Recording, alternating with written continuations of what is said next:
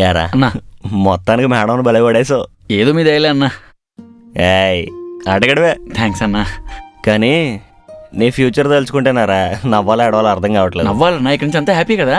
ఓ నీకు అలా అర్థమైందా? మరి ఏంటన్నా?